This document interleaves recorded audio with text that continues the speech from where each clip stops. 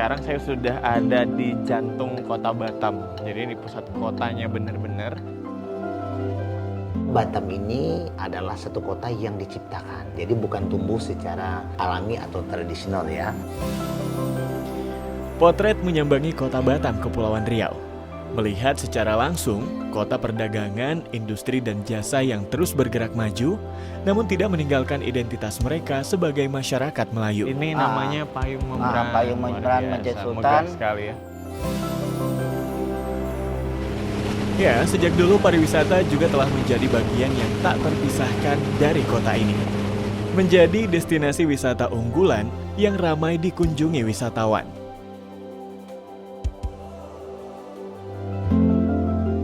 Inilah potret wisata Kota Batam.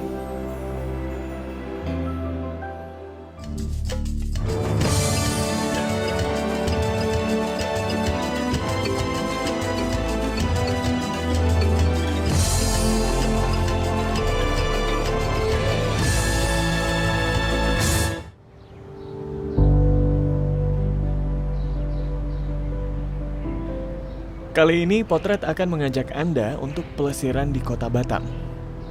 Kota Batam adalah sebuah kota di Provinsi Kepulauan Riau, Indonesia. Terletak di Pulau Batam dan beberapa pulau-pulau kecil yang ada di sekitarnya. Karena letaknya yang strategis, dekat dengan Singapura dan Malaysia, kota ini dikenal sebagai salah satu pusat ekonomi dan industri terbesar di Indonesia.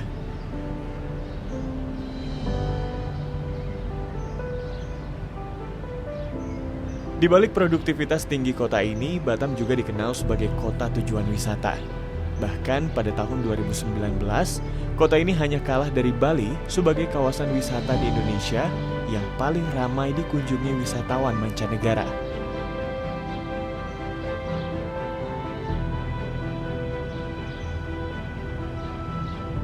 Untuk tahu lebih banyak tentang pariwisata di Kota Batam, saya ajak Anda pemirsa untuk bertemu dengan Ardi Winata, Kepala Dinas Kebudayaan dan Pariwisata Kota Batam. Ya, pemirsa, kita baru aja sampai Kota Batam dan kita ini langsung datang ke kantor Dinas Kebudayaan dan Pariwisata Kota Batam. Dan kita udah ditunggu juga sama Bapak Kepala Dinasnya. Kita mau tanya-tanya sebelum eksplor Kota Batam dan kira-kira apa ya rekomendasi tempat dari beliau. Yuk.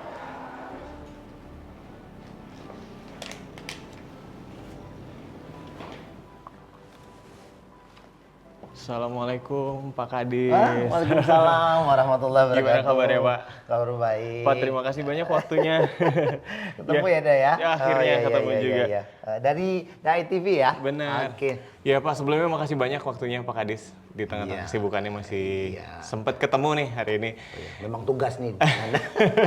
Iya, saya ingin ini nih Pak, cari referensi dan kita lagi baru nyampe di Batam dan rencananya pengen explore apa ya hal-hal yang menarik tentang pariwisata, tentang budaya yang ada di Batam sendiri. Mungkin Pak Kadis boleh kasih beberapa referensi kali ya Pak? Iya. Jadi kalau pariwisata Batam ini adalah satu kota yang diciptakan, yang direncanakan. Jadi bukan tumbuh secara alami atau tradisional ya. Untuk 5. Pertama, perdagangan, industri, alih kapal, jasa, dan pariwisata. Nah ini menarik ini. Nanda langsung bilang pariwisata ya. Artinya sesuatu yang sangat menyenangkan. Jadi Batam ini merupakan kunjungan terbesar wisatawan mancanegara 2019 bersama dengan Kepikut nomor 2 setelah Bali. Oh wow. Nomor 2 setelah Bali ya Pak? Setelah Bali ya. Keren. Karena kunjungan wisata itu cukup masif di Batam, tentunya menarik kota ini. Nah, pemerintah Kota Batam melalui Bapak Haji Muhammad Rudi yang juga Kepala BP Batam memfokuskan pembangunan kepariwisataan pada 3 hal. Ya, pertama tentunya yang paling penting adalah infrastruktur. Jadi kalau kita lihat, mungkin Anda tadi ya dari bandara jalannya lebar, luas. Betul. Nggak dijumpai bahkan di Jakarta. Iya. Mulus sekali ya, 5 lajur, 2 jalur seperti itu. Ini sedang kita lakukan dalam 10 tahun belakangan. Jadi akses daratnya, termasuk bandaranya, ntar lagi juga kita akan terbang direct flight dari beberapa negara. Ya. Kemudian dari jalur akses dari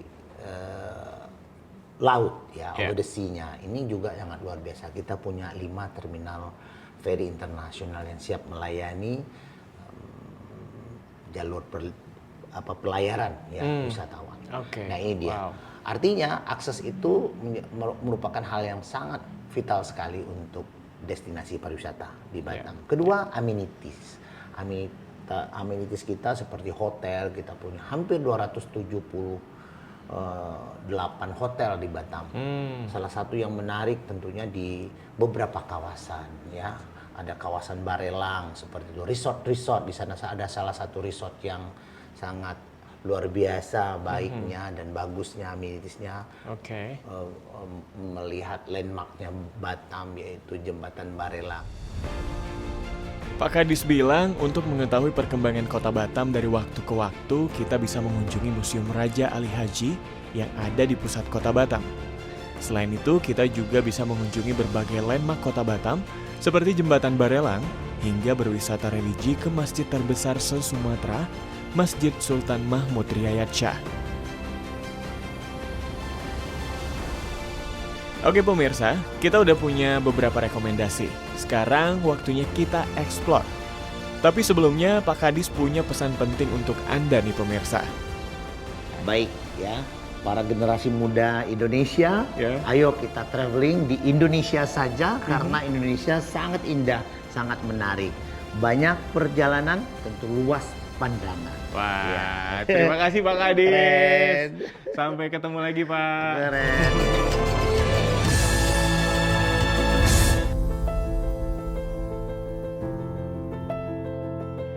Ya pemirsa, kalau tadi kita udah ngobrol sama Bapak Kepala Dinas ya. Sekarang saya sudah ada di jantung kota Batam. Jadi di pusat kotanya bener-bener. Di sekeliling saya ini adalah bangunan-bangunan penting juga. Di belakang itu ada kantor wali kota ya, pemerintahannya kota Batam. Dan di sebelah kanan saya ini juga ada mallnya ya, ada mall yang juga sudah cukup lama. Kemudian itu juga ada beberapa tempat-tempat fasilitas penginapan juga. Dan ini tuh ada museum. Kita mau cobain untuk masuk ke dalam museum, dan biasanya museum ini juga jadi jendela ya ketika kita datang ke satu tempat untuk melihat apapun tentang sejarah, budaya, kearifan masyarakat. Museum ini jadi tempat yang sangat pas untuk kita kunjungi. Kalau gitu kita langsung aja masuk ke Museum Raja Ali Haji. Yuk!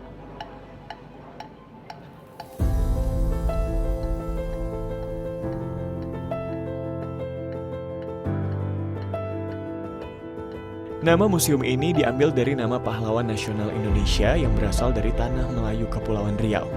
Raja Ali Haji adalah seorang sastrawan, ulama besar Melayu yang dikenal sebagai pengarang Gurindam 12. Ia juga adalah penyusun tata bahasa Melayu yang menjadi cikal bakal bahasa Indonesia.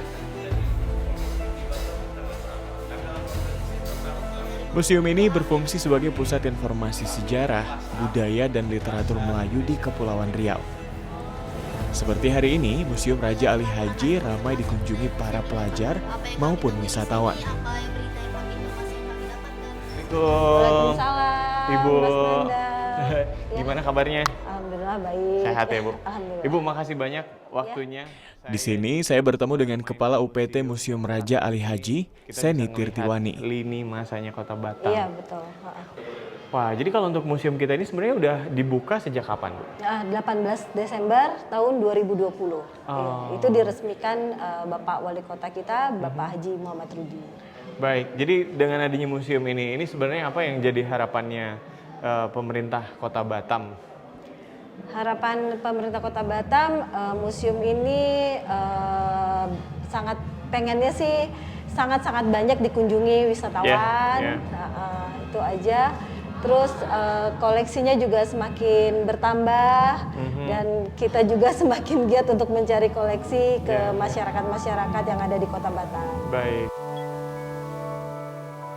Museum ini menyimpan beberapa dokumen resmi era Kesultanan Melayu Riau Lingga, naskah kuno dan manuskrip yang berharga, termasuk Gurindam 12.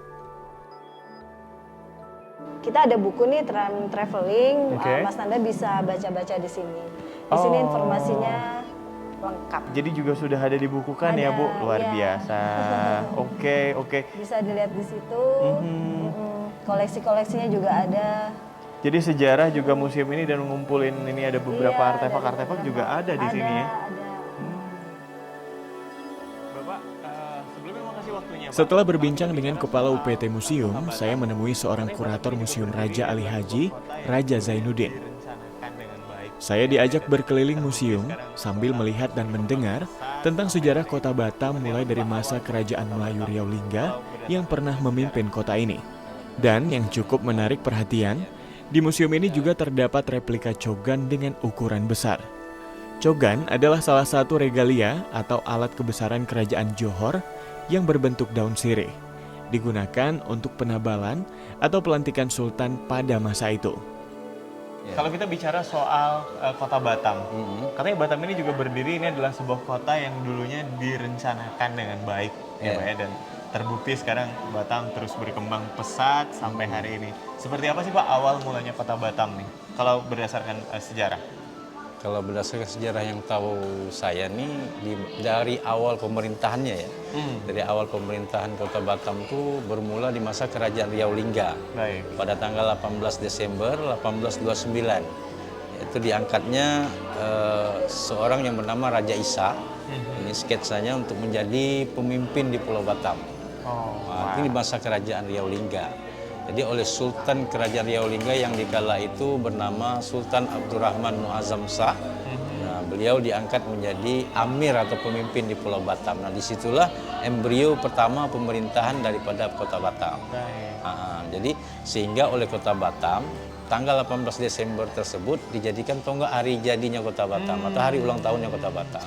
Nah kemudian seiring perkembangan zaman, ini Batam kan terus pesat sekali ya perkembangan kotanya dan bahkan jadi salah satu kota yang cukup maju nih dari segi pembangunan, infrastruktur dan juga bahkan dari sisi ekonomi industrinya.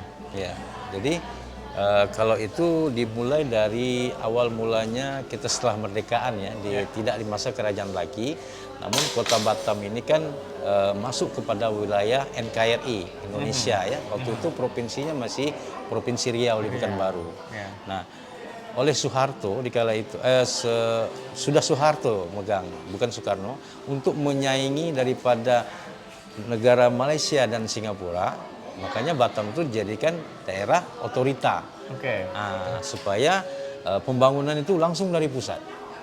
Nah, sehingga pembangunan langsung dari pusat. Nah, yang berjasa sekali di kala itu hingga perkembangannya jadi kota industri dan kota wisata itu bermula dari masa kepemimpinannya Pak Habibie di Kota Batam sebagai kepala otorita di Batam. Baik.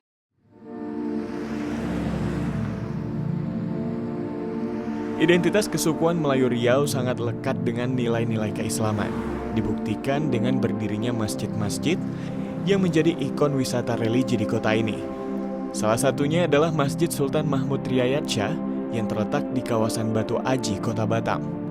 Pemerintah Kota Batam mengklaim masjid yang diresmikan pada tahun 2019 ini sebagai masjid terbesar di Pulau Sumatera. Nama masjid ini diambil dari nama seorang tokoh pahlawan nasional ketiga dari Kepulauan Riau yang menjadi pemimpin Kesultanan Melayu Riau Lingga. Masjid ini berdiri di atas lahan seluas 4 hektar dengan luas bangunan utama masjid mencapai 57.144 meter persegi.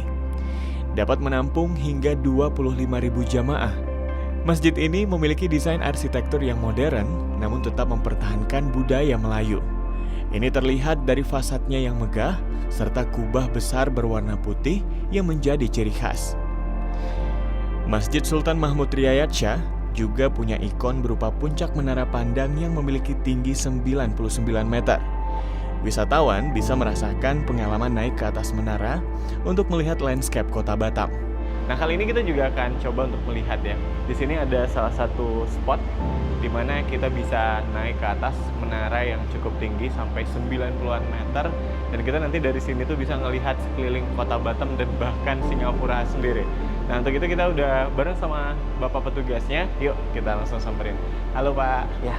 Bapak siapa Pak? Dengan Bapak Akdatul Ihsan, Pak. Pak Ihsan. Ihsan, Pak Ihsan. Pak Ihsan, kita boleh Boleh? langsung. Jadi gimana nih? Ini dari sini nanti aksesnya gimana Pak? Dari sini kita langsung naik ke lantai 15 dengan ketinggian 99 meter di Baik. lantai 15, diambil dari makna Asmaul Husna. Jadi ikonnya Masjid Sultan selain payung membran juga ada menara pandang tower ini yang bisa dinaiki oleh umum, dibuka untuk umum dimulai dari jam 10 sampai jam 5 sore. Jadi bisa melihat kota Batam dan sekitarnya, bahkan bisa melihat Singapura. Di atas bisa foto-foto, di atas bisa menampung sekitar 35 orang. Baik. Itu boleh? Langsung? Silakan. Oke. Iya Pak. Mari Mas. Mari Pak.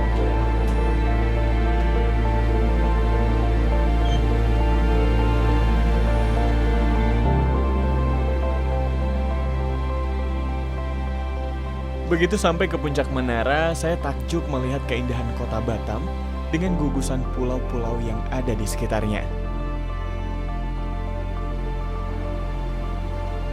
Jadi Singapura. Itu ya. Jadi di situ pelabuhan feri Sekupang yang bisa ke langsung Singapura sekitar 40 menit dari Sekupang. Jadi ini kubah terbesar di Indonesia karena dia tidak pakai tiang tengah. Diameternya 63 cm kali 63. Baik. Jadi kubah kita ini ya Pak, kubah ini yang terbesar di Indonesia. Ya, tanpa tiang tengah.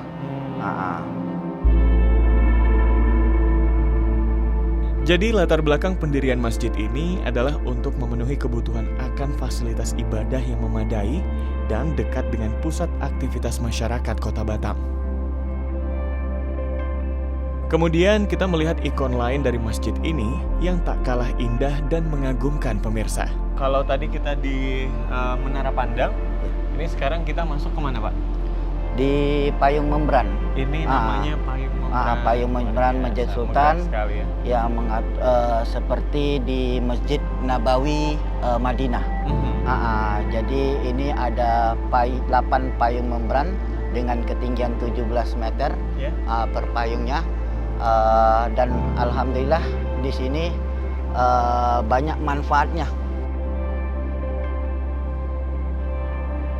Kawasan payung membran ini biasanya dimanfaatkan untuk tabligh akbar dan memperingati hari besar agama Islam.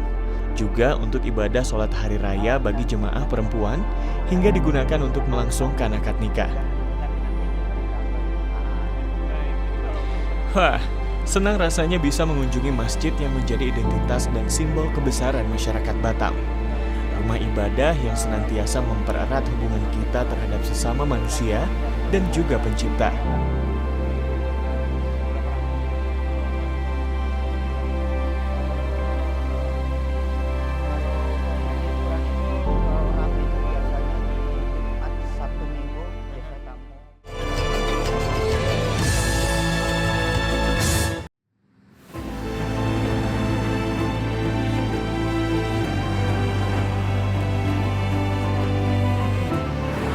Selanjutnya, perjalanan membawa saya menuju sisi lain dari kota Batam, yaitu kawasan wisata Barelang dengan landmark jembatannya yang megah. Sore ini, saya memutuskan untuk tinggal di salah satu resort terbaik yang sangat merepresentasikan keindahan alam kota Batam. Resort ini selalu menjadi pilihan wisatawan karena memiliki spot terbaik untuk menikmati pemandangan laut dengan tepian pantainya yang indah dan menenteramkan. Ditambah dengan berbagai fasilitas rekreasi yang seru dan menyenangkan.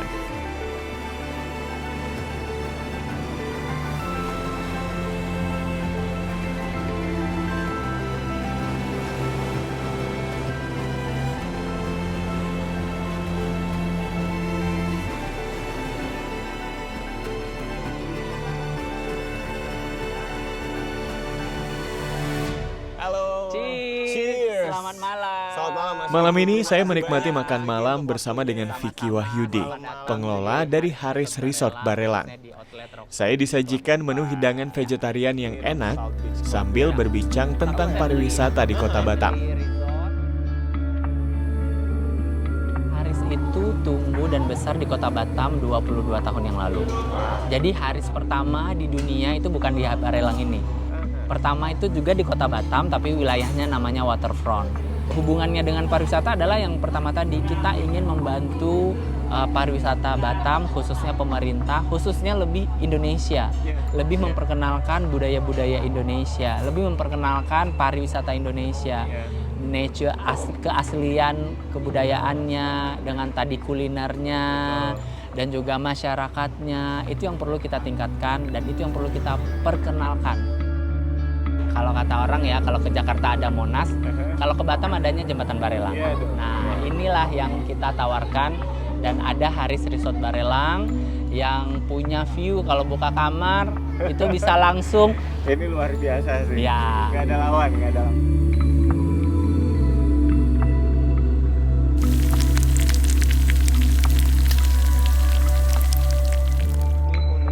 Ya. Ya.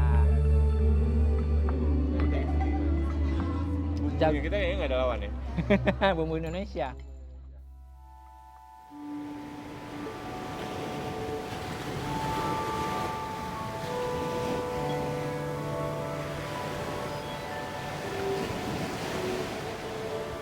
Keesokan harinya, sebagai permulaan saya mencoba olahraga memanah. Jadi kita turunkan dikit bawa bang.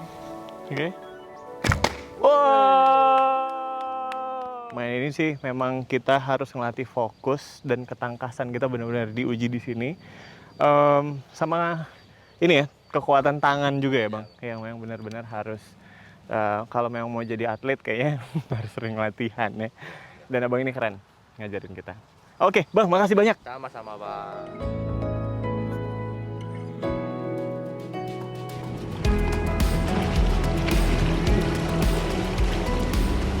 Setelah memanah, sekarang waktunya saya nyobain olahraga air yang jadi atraksi wisata wajibnya wisatawan kalau datang ke Barelang.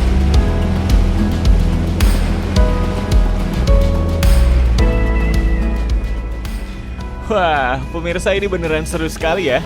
Merasakan adrenalin yang ikut melaju di atas ombak sambil menikmati pemandangan spektakuler pantai Barelang dengan gugusan pulau-pulau kecilnya. Jadi menurut saya ini adalah salah satu cara terbaik ya untuk menikmati keindahan pantai Barelang dari sudut pandang yang berbeda. Melintasi bayangan jembatan Barelang yang megah juga menjadikan pengalaman ini semakin seru. Karena kita tahu jembatan Barelang bukan hanya menjadi ikon Batam, tetapi juga menjadi simbol kemajuan dan kebanggaan masyarakat Batam.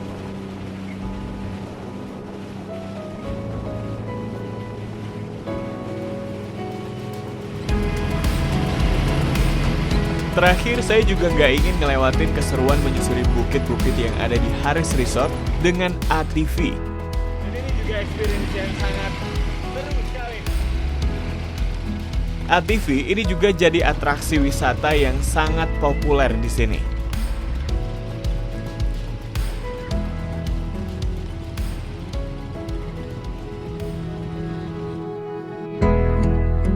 Oke. Itu dia ya pemirsa, keseruan perjalanan potret berwisata di Batam. Semuanya ini benar-benar seru dan memberikan pengalaman yang tak terlupakan. Sampai jumpa di perjalanan berikutnya ya. Dan teruslah menjelajahi keajaiban Indonesia yang tiada habisnya.